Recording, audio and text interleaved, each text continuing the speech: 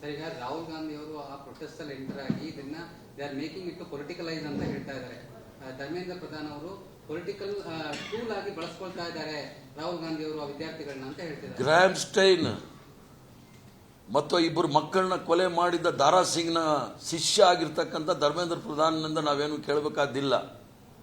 ನಾವು ಪೊಲಿಟಿಕಲ್ ಯಾರಿಗಾದ್ರೂ ಕೊಲೆ ಮಾಡಿ ರಾಜಕೀಯ ಮಾಡೋದಿಲ್ಲ, ಯಾರಾದ್ರೂ ಭವಿಷ್ಯ ಹಾಳು ಮಾಡಿ ರಾಜಕೀಯ ಮಾಡೋದಿಲ್ಲ. ಅದಕ್ಕೆ ನಿಮ್ಗೆ ಹೇಳಬೇಕಾದ್ರೆ ನರಕದ ಗರ್ಭಗುಡಿಯೊಳಗೆ ಅಂತ ಸುಧೀರ್ ಬನ್ನಿ ಅಂತ ಹೇಳಿ ಒಂದು ಪುಸ್ತಕ ಬರೆದಾರೆ.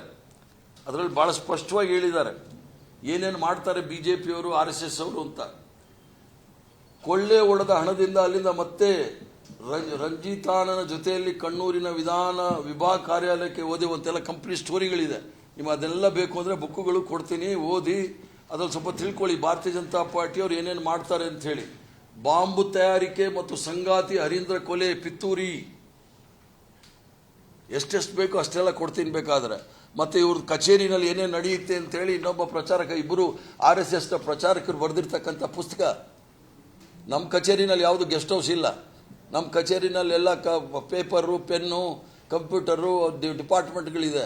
ಅಲ್ಲಿ ಗೆಸ್ಟ್ ಹೌಸ್ ಇದೆ. ಅದು ಬಾಯಲ್ಲೇ ಹೇಳಂಗಿಲ್ಲ, ಅಷ್ಟು ಅಶ್ಲೀಲವಾದ ಕೆಲಸಗಳೆಲ್ಲ ನಡೆಯುತ್ತೆ ಅಲ್ಲಿ.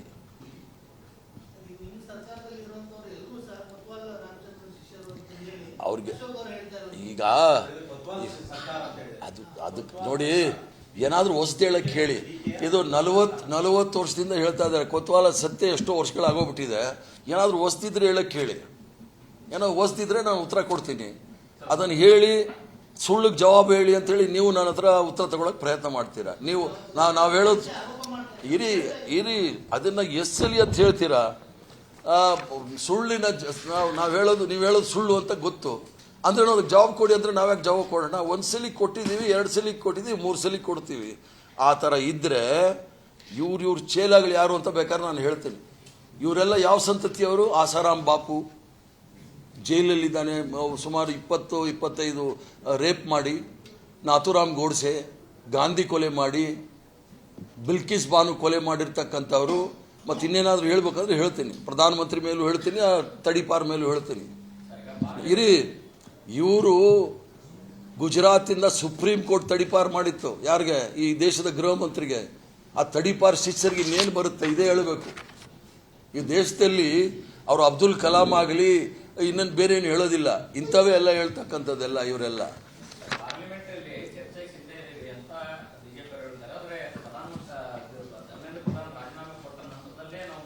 ಈಗ ಚರ್ಚೆ ಮಾಡೋವಂಥದ್ದು ಏನಿದೆ ನಿಮ್ಮ ಕಣ್ಮುಂದೆ ಇದೆ. 22 ಜನ ಮಕ್ಕಳು ಆತ್ಮಹತ್ಯೆ ಮಾಡ್ಕೊಂಡಿದ್ದಾರೆ. 1,40,00,000 ಜನ ಮಕ್ಕಳ ಭವಿಷ್ಯವನ್ನು ಹಾಳು ಮಾಡಕ್ಕೆ ಪ್ರಯತ್ನ ಮಾಡಿದ್ದಾರೆ. ಚರ್ಚೆ ಏನು ಬೇಕಾಗಿದೆ? ಅದಕ್ಕೆ ಕಾರಣ ಯಾರು? ನಾಲಾಯಕ್ ಶಿಕ್ಷಣ ಮಂತ್ರಿ. ಅವನು ಗ್ರಾಮ್ ಸ್ಟೈನ್ ಕೊಲೆ ಆಪಾದನೆಯಲ್ಲಿ ಜೈಲಲ್ಲಿ ಇರ್ತಕ್ಕಂಥ ದಾರಾ ಸಿಂಗ್ನ ಶಿಷ್ಯ. ಚರ್ಚೆ ಏನು ಬೇಕಾಗಿದೆ? ರಾಜೀನಾಮೆ